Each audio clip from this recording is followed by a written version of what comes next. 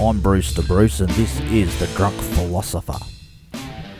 Well, what kind of fuckery are we up to this time? Well, on Monday the 4th of January 2016, the Australian TV Channel 9 program, A Current Affair, had the following report entitled Women's Welfare Proposal. Well, okay, fair enough. But it presented a question, which is, should unemployed women be forced to use contraception in return for Centrelink payments? Now, straight off the bat, I'd just like to say this is a fucking bullshit question. It's a hypothetical. The likelihood is this will never happen in a zillion years for a start. Could you imagine what all the feminazis would do if someone even tried to put this into Parliament? I'll rip your fucking arms off! Let alone any other kind of social justice advocate. My goodness, you could just imagine what would happen.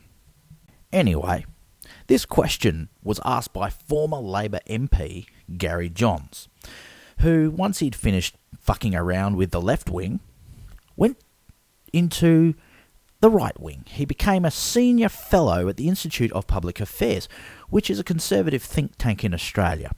He tried to validate this question by saying that this could be a way to end intergenerational welfare.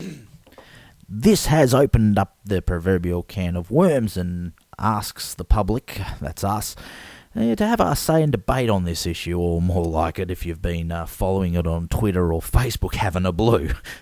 I mean, and there is a shitload of that happening, believe me.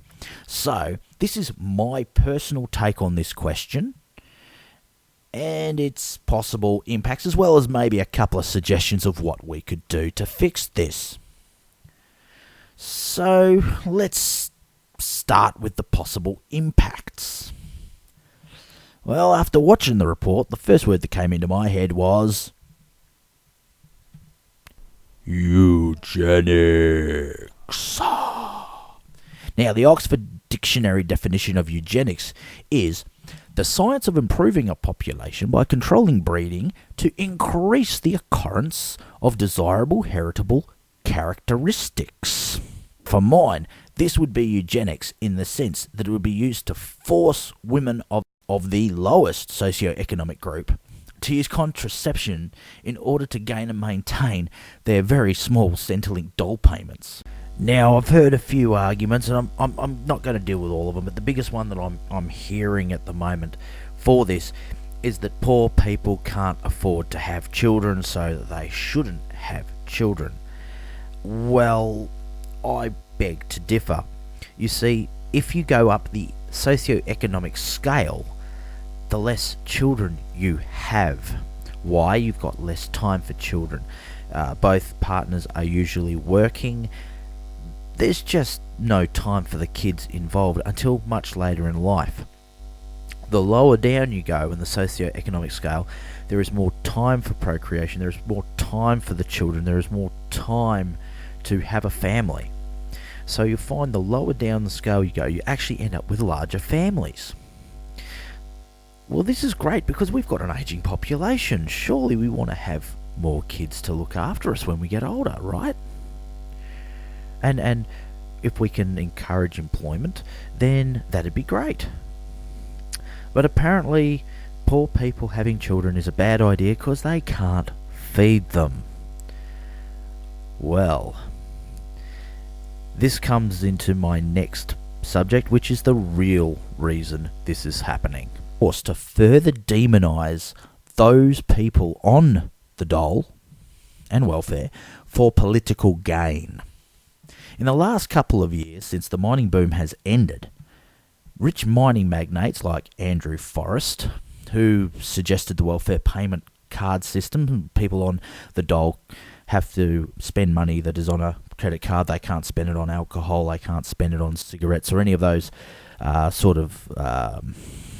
items, I guess, which of course limits their freedoms, of course. And then Gina Rinehart, who happens to just be the richest woman in Australia, and I think the third richest woman in the entire world, mind you, who laid the blame for the budget deficit directly at the feet of welfare recipients. And I'm not kidding. She really did. And now the Liberal Party, who is in government in Australia right now, well, they were very happy to trot out Andrew Forrest's idea as policy, which it is, and Gina Rinehart's bullshit to explain why we are in debt. And of course, they've been cutting welfare pretty much for the last 3 years because, they've been pushing out the rhetoric, well, it's going to bring the budget back into surplus if we get rid of all the poor people. Yeah, fucking alien, I know, but that's the way it is, I guess. Well, this is patently untrue. In 2014-15, the unemployment welfare was worth $10.8 billion. It is projected to be $11.5 billion in this year's 2015-2016 budget.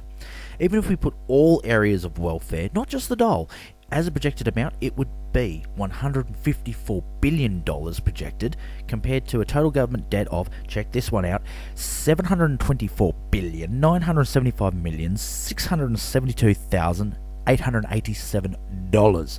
And that was at the time of my research. So even without the cost of welfare, it would not even come close to covering our growing fiscal debt.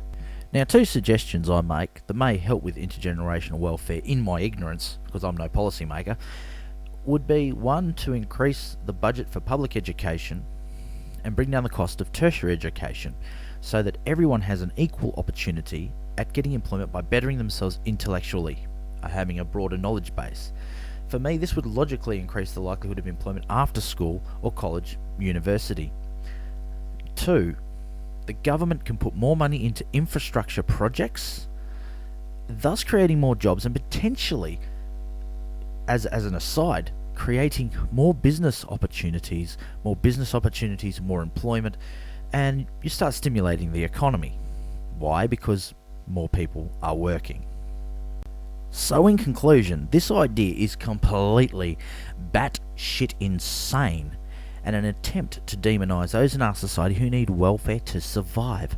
And it would take a politician who had the wish to be laughed out of public office and condemned by the people for the rest of their natural lives to even contemplate putting this into Parliament. Now, I've used many different references in the making of this clip, and they are all linked in the description for your own perusal. I highly recommend having a look at the debt clock.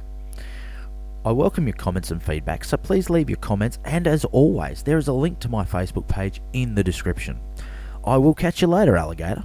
I'm Bruce to Bruce, and thank you for watching The Drunk Philosopher. Hooray. I am the drunk philosopher.